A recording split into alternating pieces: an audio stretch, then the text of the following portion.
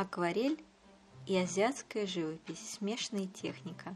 Рисуем весенние крокусы. Весенние крокусы – это цветы, которые выходят из-под снега первыми, вместе с подснежниками.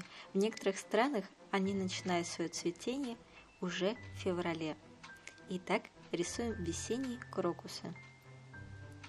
Сначала на листе, набрав на кисть воды, я обозначу те места, на которых буду изображать цветы, то есть задам для композиции основные места ее составляющих. И затем уже приступлю к написанию цветов.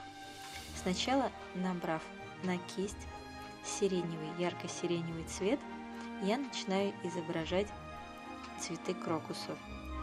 Каким движением я это делаю? Набрав на кисть яркий цвет, ярко-сиреневый, сначала прижимаю к бумаге кончик и, ведя постепенно кисть в нужном мне направлении, сверху вниз или слева направо или справа налево, я прижимаю кисть к бумаге, а затем опять поднимаю, то есть от тонкого я иду к широкому, опять возвращаюсь к тонкому. И так я рисую лепесток. Лепесток я рисую двойным мазком. Сначала одну часть лепестка сбоку и затем к нему примыкаю вторую часть. Это можно делать как справа налево, так и слева направо, как вам удобно и в зависимости от того, в каком ракурсе вы изображаете цветок. Цветок может быть раскрыт, полураскрыт, полузакрыт, а может быть в бутоне. В зависимости от этого мы изображаем его лепестки. Задние лепестки нам видны слегка, поэтому мы рисуем только верхнюю их часть, но по тому же самому принципу мазка, о котором я уже сказала. Соответственно, если бутон закрыт или полураскрыт, то мы видим не все лепестки. Всего их 6. В зависимости от того, в каком ракурсе я вижу цветок, я изображаю их либо все, либо какую-то их часть. Затем небольшая ножка есть у цветка, которая относится к нему самому и изображается тем же цветом. Значит, сначала прижав кисть к бумаге самым кончиком, и затем все более ее прижимая и далее утоньшая, так я рисую линии, которые от лепестков идут вниз. Так я рисую ножку цветка. В других местах я тоже задам несколько цветов тем же цветом. И затем буду вводить другие яркие цвета. Как располагать цветы? Эти цветы растут группами и по одному. И у них очень много зелени. Также вы видите, что я оставляю немного пустого места. Это место я буду заполнять серединкой, тычинками и пестиками. В основном я оставляю пустое место у раскрытых и полураскрытых цветов. Соответственно, у бутона серединку не видно. Где-то я беру сиреневый, более легкий, разбавив его водой и получив более светлый оттенок. Не все они ярко насыщенно сиреневые. Соответственно, вначале мы наметили с вами композицию, и в этих намеченных местах я располагаю несколько цветов этого цвета. Крокусы бывают совершенно абсолютно разных цветов: белых, сиреневых, фиолетовых, розовых. Мы будем рисовать разные цветы разного цвета. Сейчас я изображаю совершенно абсолютно открытый цветок, поэтому один из лепестков просто я ребром кисти боком вывожу, оставив двойное пятно.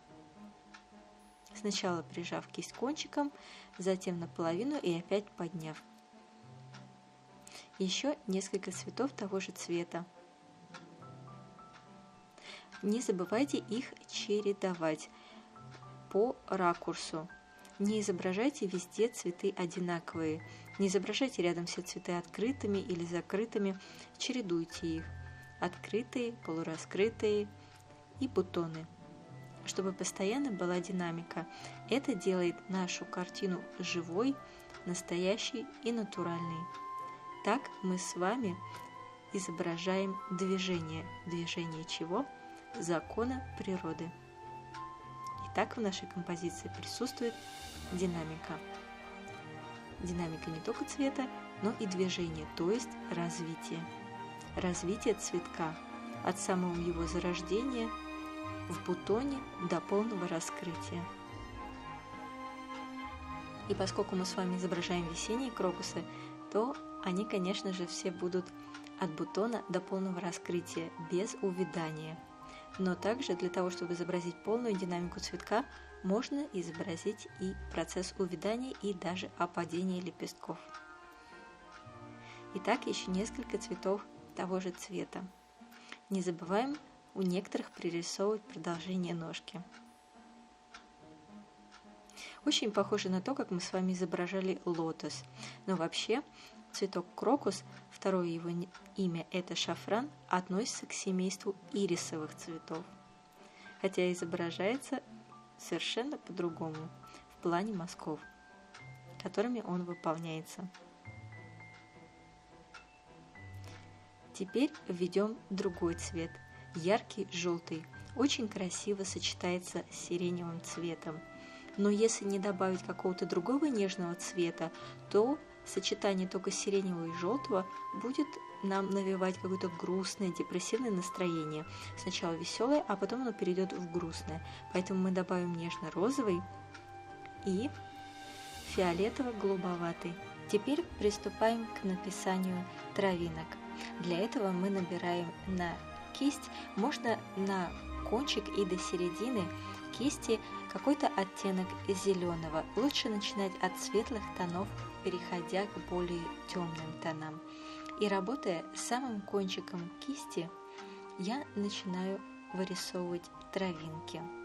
Легкими, достаточно быстрыми движениями сверху вниз, не всегда прямыми, а в некоторых местах загибающимися и дугообразными, я изображаю травинки, работая с самым кончиком кисти, то есть прижимая самый кончик.